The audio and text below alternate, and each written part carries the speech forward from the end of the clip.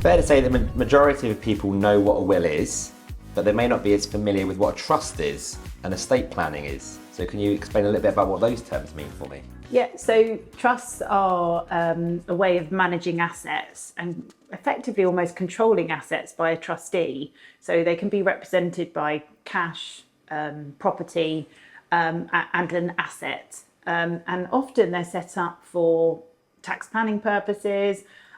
I have clients who might want to give some money away, say to their children, but they want to retain a bit of control over them. So they want to remain as a trustee. So instead of giving their child, say, £100,000, they're putting £100,000 into the trust to continue to manage it for different reasons. They might think that that child's not very good with money, or has a, maybe an alcohol or a gambling problem, or may be vulnerable, taken advantage of. So it's a way of managing assets, trusts are, and there's lots of different types of trusts. They're all taxed in different ways. They can get quite complicated, but they are really, really important. And I set up a lot of them and see them quite often.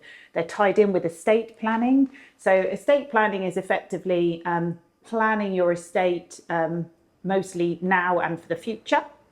So planning, so when we talk about estate, we're talking about what your cash, bank accounts, investments, property, everything you own, money-wise, basically, financially.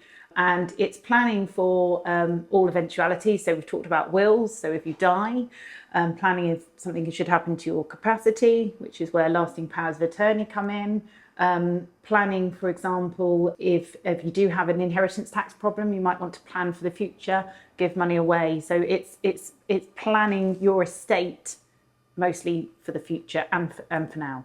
And it's good to review it a bit like a will, because your estate's going to change as time goes on. And I guess your circumstances change, don't they, as time goes on as Absolutely. well. So one of the areas that we've spoken about is trusts, and whether they should be treated as matrimonial assets. What are the different types of trusts that you come across? And I know one of the things we find in divorce is they talk about who's got ownership and control of the trust. So sort of talk about a little bit about what types of trusts there are. Yeah, there's lots of different types of trusts. Probably three main ones I come across most often.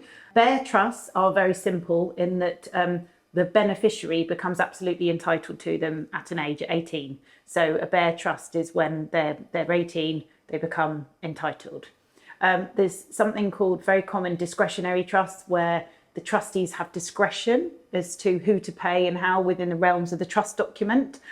So you'll have a long list of beneficiaries. The trust can continue for a long, long time, but the trustees control the asset, and they might give a beneficiary money monthly or annually, or just when they need it to buy a house or something like that.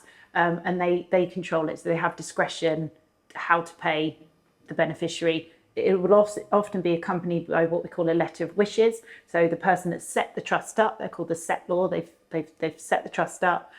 They will often write a letter of wishes to their trustees to say, this is how I want you to manage the fund. There's also something called what I call life interest trust, where the income is payable to a beneficiary, and then you have ultimate beneficiaries that will receive the capital. So they're often, we talked about before in wills, and they'll often be that the spouse might be entitled to the income for their life from that trust, and then when that spouse dies, the children become the beneficiaries of the capital and any income that's left. Discretionary is the one I know that we see, and I know we've spoken about before in matrimonial, because there'll be a dispute as to whether they have an asset that's matrimonial. If it's a discretionary trust, and it's looking at whether they've got the ability to request and get funds from the assets. Yeah, because the trustees could say no if they wanted to. I mean, within the realms, trustees have fiduciary duties, they have to act in best interest, they have to consider the letter of wishes, although it's not binding.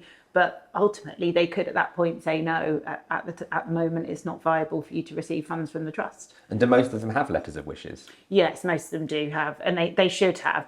Often, if they're setting up a trust in their lifetime, that the person setting up might be a trustee as well, because they're controlling the assets, so they know what their wishes are.